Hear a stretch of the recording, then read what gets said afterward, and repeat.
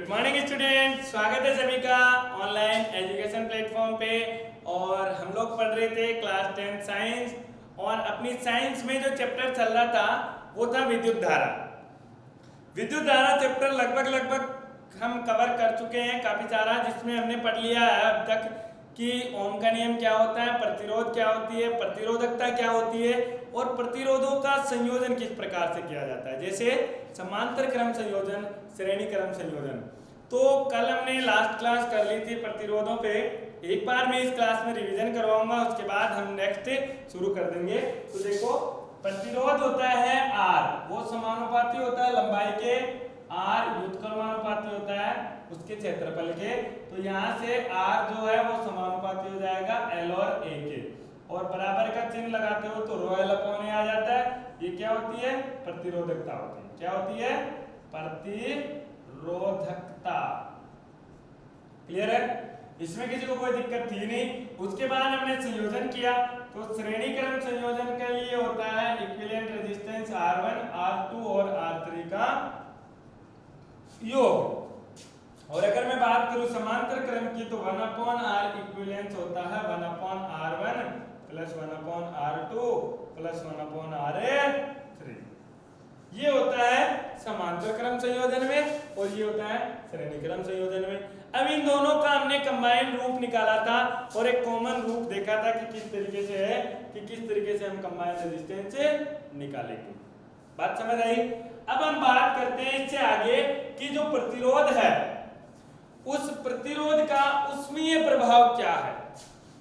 तो प्रतिरोध का ऊष्मीय प्रभाव अगली हेडिंग है, तो राइट डाउन करो प्रतिरोध का ऊष्मीय प्रभाव।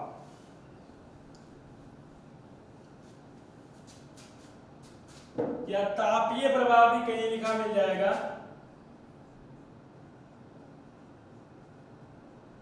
प्रतिरोध का ऊष्मीय प्रभाव और तापीय प्रभाव।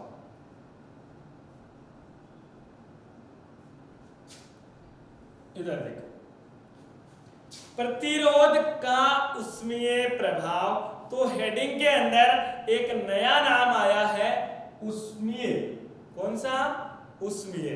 तो प्रतिरोध तो हम पढ़ते आ रहे हैं सर, कोई दिक्कत नहीं है, लेकिन ऊष्मीय क्या होता है, ऊष्मा क्या आ गई, इसके बारे में हम नहीं जानते। इसके बारे में जरा बता दो।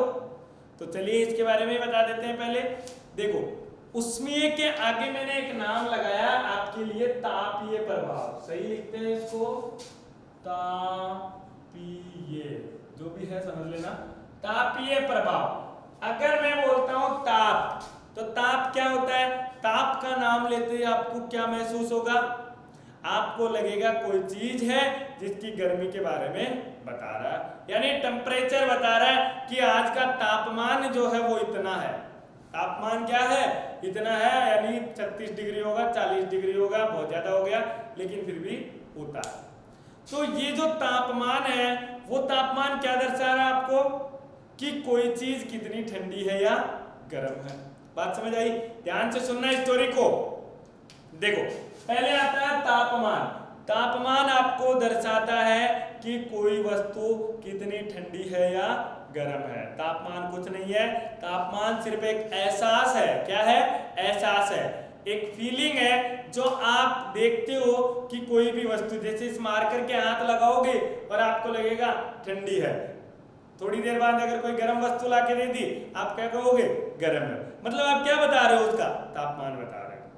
यानी तापमान किसी वस्तु का ठंडेपन और गर्मपन का एहसास करवाता है, उसे बोलते हैं हम क्या? ताप बोलते हैं। क्या बोलते हैं? ताप बोलते हैं। अब ताप होता है, इसका मतलब क्या है कि कोई वस्तु गर्म है, कोई वस्तु क्या है? गर्म है। और जो गर्म है, गर्मी है, उसी को हम क्या बोलते हैं? ऊष्मा बोलते हैं। क्या बोलते हैं? ऊष्मा बोलते हैं। ताप को ही ऊष्मा बोला जाता है। और ऊष्मा, जब ऊष्मा एक ऊर्जा का रूप है, ऊर्जा जब किसी को मिलती है तो वहां पे तापमान बढ़ता है। उष्मा के कारण तापमान बढ़ता है, इसलिए इसको बोला जाता है उष्मा। और उष्मा वैसे कुछ नहीं होती है, उष्मा प्रवाह के रूप में दर्शाते हैं कि तापमान जो होता है एक जगह से दूसरी जगह कितना जा सकता है, उसी को हम बोलते हैं उष्मा। क्या बोलते हैं? उष्मा। यानी तापमान कितना ट्रांसफर हो सकता है, वो क्या बोला जाएगा? उष्मा बोला जाएगा। और उष्मा को अंग्रेजी में बोलते हैं हीट। क्या बोलते हैं? हीट, गर्मी। क्लियर है? चलो, तो प्रतिरोध है उसका गर्मी कहां से आ गई, प्रतिरोध के कारण गर्मी कैसे हो जाएगी, ये चीज हम पढ़ने वाले हैं इस टॉपिक में। तो पहले एक बार मैं रिवाइंड करवाना चाहूंगा कि प्रतिरोध क्या होता है। सबसे पहले तो ये बताओ प्रतिरोध क्या होता है।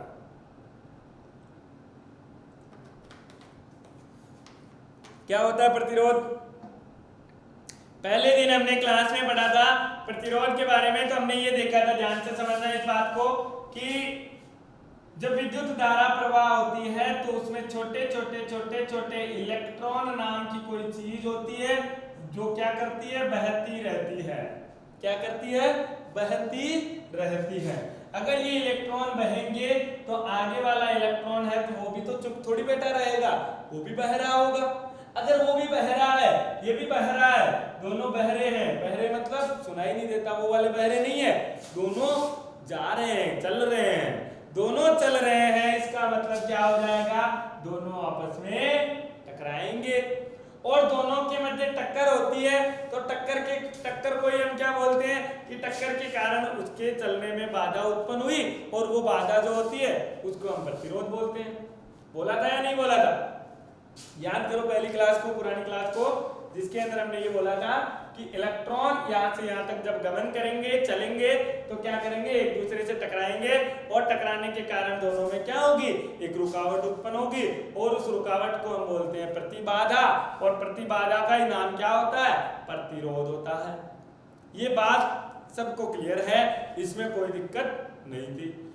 अब एक चीज सोचो, एक चीज सोचना, अगर प्रतिबाधा है, मैं हूं मान लो इलेक्ट्रॉन, क्या हूं? इलेक्ट्रॉन हूं, और मुझे दूसरे इलेक्ट्रॉनों से टकराकर आगे निकलना है। आगे निकलूंगा तो क्या होगा? मान लो यहाँ पे भीड़ ही भीड़ है, और उसमें से आप ऐसे जा रहे हो, तो उस भीड़ को हटाकर जाना पड़ेगा या नहीं पड़ेगा?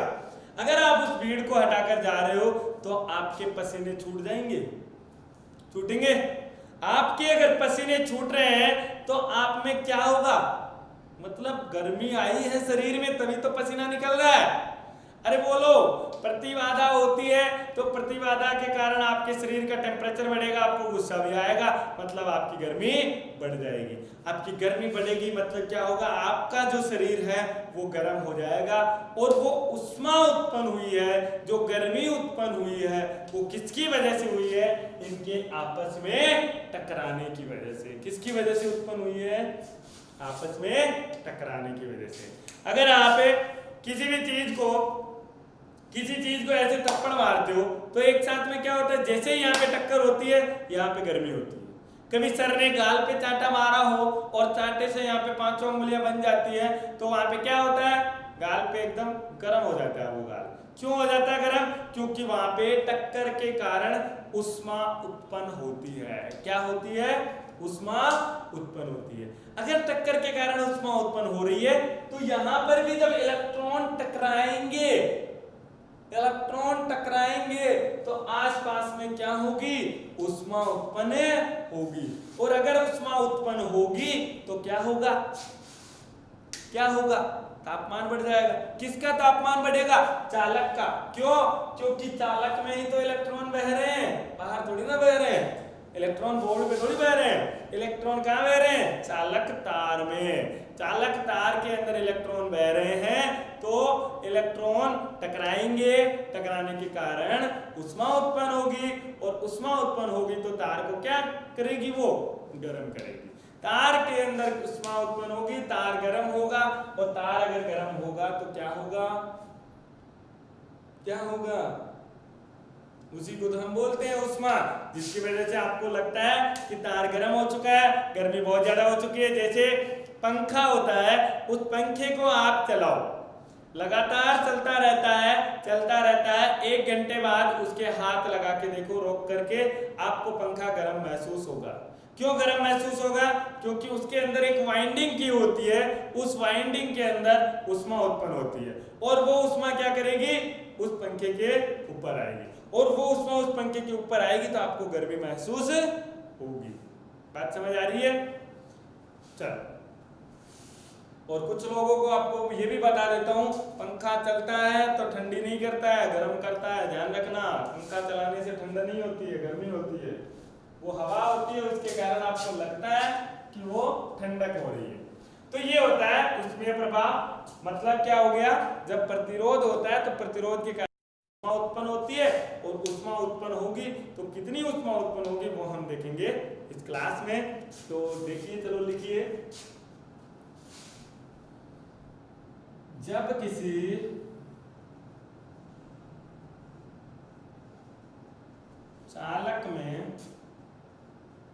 किसी चालक में इलेक्ट्रॉन का मुक्त प्रवाह होता है तो इलेक्ट्रॉन आपस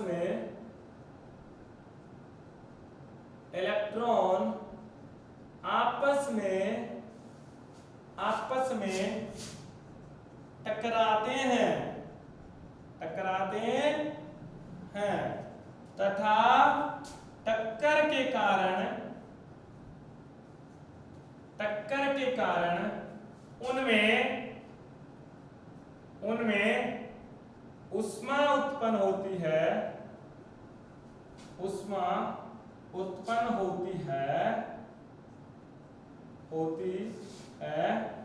जिससे चालक गरम हो जाता है।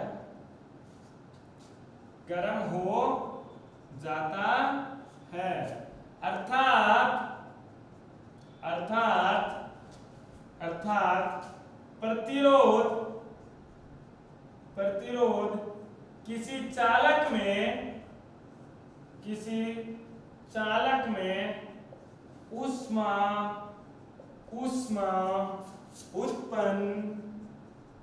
उत्पन्न करता है। क्या करता है? उष्मा उत्पन्न करता है, जिससे वो गर्म हो जाता है। यही क्या कहलाता है? उष्मीय प्रभाव कहलाता है। कौन सा प्रभाव कहलाता है? उष्मीय प्रभाव कहलाता है।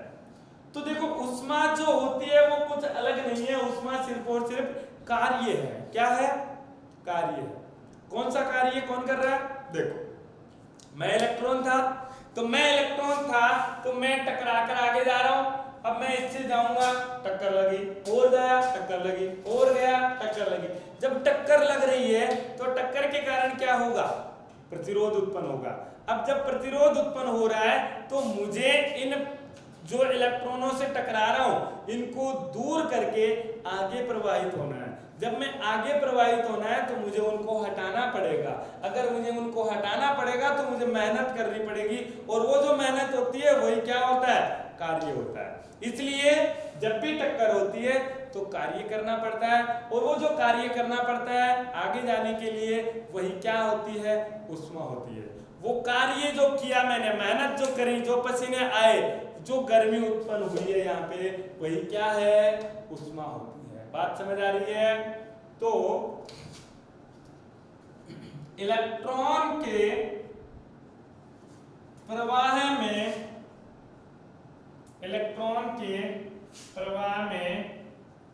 इलेक्ट्रॉन के द्वारा किया गया कार्य ही उष्मा उत्पन्न करता है। उष्मा उत्पन्न करता है, और उष्मा की इकाई भी वही होती है जो कार्य की इकाई होती है। क्लियर है? तो लिखिए एक बार इसको, जल्दी से राइट डाउन करो।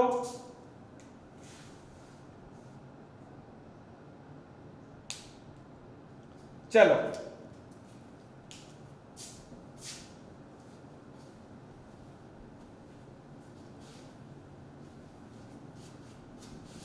अगर मैं बात करना चाहूं कि ऊष्मा कितनी उत्पन्न हो जाएगी तो उसका मान हम किस तरीके से निकालेंगे। तो प्रतिरोध के कारण, हेडिंग है नहीं, थोड़ी सी छोटी सी, इसी में सब हेडिंग है। प्रतिरोध के कारण चालक में उत्पन्न ऊष्मा, प्रतिरोध के कारण चालक में उत्पन्न ऊष्मा। और अभी अभी पिछले टॉपिक में हमने बात करी है कि जब इलेक्ट्रॉन चलेगा तो कार्य करेगा, और वो जो कार्य होगा वही कार्य ऊष्मा उत्पन्न करेगा। मतलब वो जो कार्य किया है वो कार्य निकाल लेते हो अगर आप, तो क्या हो जाएगा, आपको ऊष्मा का मान मिल जाएगा। क्लियर है? तो कैसे निकालेंगे कार्य? हमें एक चीज पता है कि जब आवेश का प्रवाह होता है, आवेश एक जगह से दूसरी जगह जाता है, तो क्या होता है, विद्युत विभवांतर उत्पन्न होता है। और विद्युत विभवांतर की परिभाषा हमने क्या लिखी थी विद्युत विभव की? विद्युत विभव की परिभाषा हमने ये लिखी थी, किसी भी इकाई आवेश को अनंत से किसी बिंदु तक लाने में किया गया कार्य विद्युत विभव कहलाता है। या फिर हमने एक चीज बोली थी कि किसी भी बिंदु आवेश को एक बिंदु से दूसरे बिंदु तक ले जाने में किया गया कार्य विद्युत विभवांतर होता है। मतलब वो क्या है, कार्य है। तो विद्युत विभव की परिभाषा से,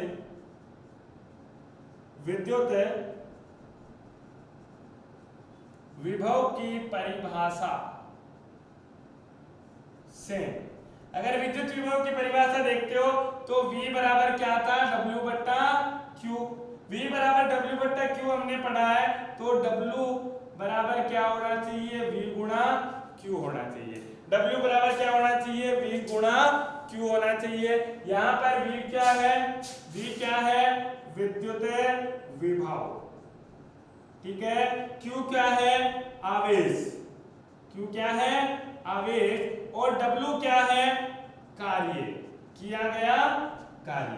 अगर आवेश है तो अगर आपको आवेश के रूप में दे रखा है तो ये सूत्र यूज करो, आराम से आपको कार्य निकल जाएगा, और वो जो कार्य होगा वही ऊष्मा हो जाएगी। क्लियर है? चलो दूसरी बात करता हूं कि आपको पता है, हम जानते हैं कि विद्युत धारा क्या होती है, विद्युत धारा होती है आवेशों के प्रवाह की दर, यानी किसी इकाई समय में कितने आवेश प्रवाहित हो रहे हैं वही क्या दर्शाएगी, हमें विद्युत धारा को दर्शा रही होगी।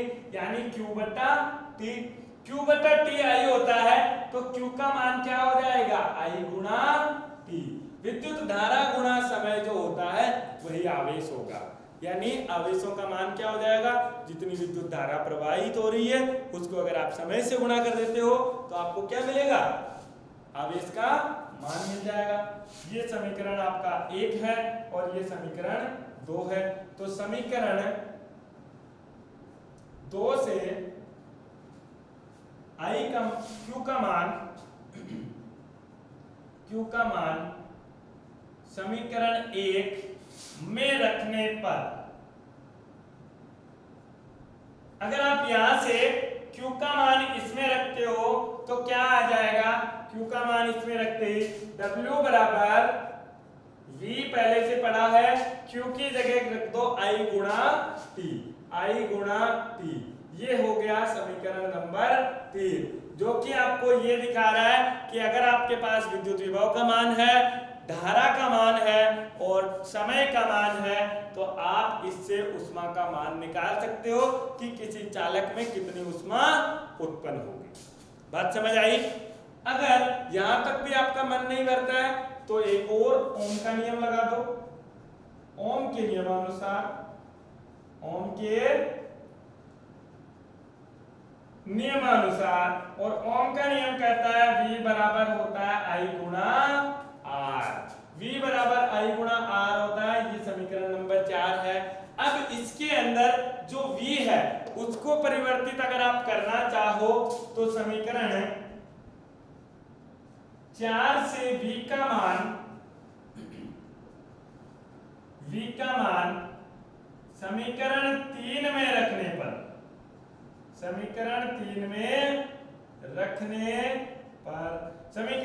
में अगर मान रखते हो v का, तो क्या हो जाएगा, w बराबर v की जगह रख दो i गुणा r, और पहले से i गुणा t पड़ा है, तो देखो इन सबको गुणा करो। i यहाँ पे कितनी बार है, 2 बार, r एक बार, t कितना है, एक बार, तो w बराबर हो जाएगा i स्क्वायर r गुणा t। w का मान कितना आया, i स्क्वायर r t। तो हमने पहले ही बोला है कि जो किया गया कार्य होता है वो किया गया कार्य ऊष्मा के बराबर होता है। तो चालक में आवेश द्वारा किया गया कार्य किसके बराबर होगा, ऊष्मा के बराबर होता है, और उसी ऊष्मा को तथा इसे H से दर्शाते हैं। किससे दर्शाएंगे, H से, कैपिटल H से दर्शाते हैं। तो H बराबर क्या होना चाहिए, तो H का मान W के बराबर होना चाहिए। और अगर H का मान W के बराबर होना चाहिए तो मैं लिख सकता हूं H बराबर I स्क्वायर R गुणा T होता है। कितना होता है, H बराबर I स्क्वायर R गुणा T। यानी किसी भी चालक में ऊष्मा इलेक्ट्रॉन के द्वारा किया गया कार्य कितना होगा, I स्क्वायर RT होगा। जहां I क्या है, चालक में प्रवाहित विद्युत धारा, R क्या है, चालक का प्रतिरोध, और T क्या है, समय, यानी आवेश कितने समय में पहुंच रहा है दूसरे बिंदु तक। तो H जो है वो आपकी ऊष्मा को दर्शा रहा है, I बराबर क्या है, विद्युत धारा जो प्रवाहित हो रही है उसको दर्शा रहा है, R चालक का प्रतिरोध है, और T आवेश को एक बिंदु से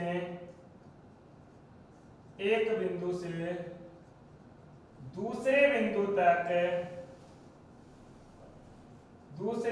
तक पहुंचने में लगा समय होता है। यानी एक बिंदु से आवेश दूसरे बिंदु तक कितने समय में जा रहा है उसको क्या दर्शा रहा है, ये T दिखा रहा है, समय दिखा रहा है। तो हमने क्या बोला, देखो दोबारा समझो, विद्युत विभव की परिभाषा हमने पता है, और हमें निकालना क्या है, W निकालना है, यानी कार्य निकालना है।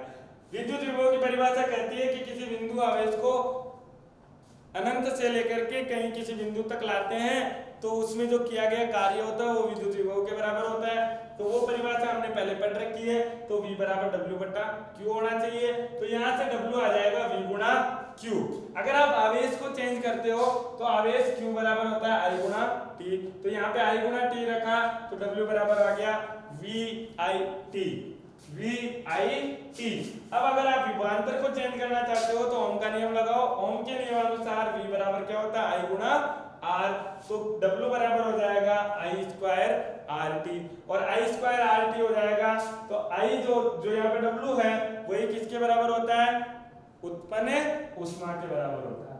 और इसका मात्रक क्या होता है, जूल होता है। क्या होता है, जूल होता है। क्लियर है, मात्रक जूल होता है। I स्क्वायर RT, इतनी ऊष्मा उत्पन्न होगी। और ये जो फॉर्मूला है इस पे बोर्ड में क्वेश्चन पूछा गया है और इसी पे क्वेश्चन पूछा जाता है। पुराने ये जो फॉर्मूले हैं, ये जो सूत्र है, इन पे क्वेश्चन नहीं पूछा जाएगा, लेकिन आपको डेरिवेशन करना आना चाहिए। तो H का मान क्या है, I स्क्वायर गुणा RT है। क्लियर है, तो राइट डाउन करो इसको, एक बार लिखिए जल्दी से इसको।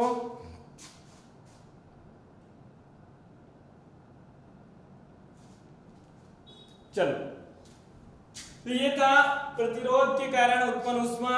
अब हम पढ़ेंगे उष्मा के बाद शक्ति क्या होती है, पावर क्या होती है, वो हम नेक्स्ट क्लास में करेंगे और इसके ऊपर भी कुछ न्यूमेरिकल करेंगे जो कि हम नेक्स्ट क्लास में करेंगे। तब तक के लिए थैंक यू। वीडियो को ज़्यादा से ज़्यादा शेयर करें, सभी बच्चों के साथ पहुंचाएं।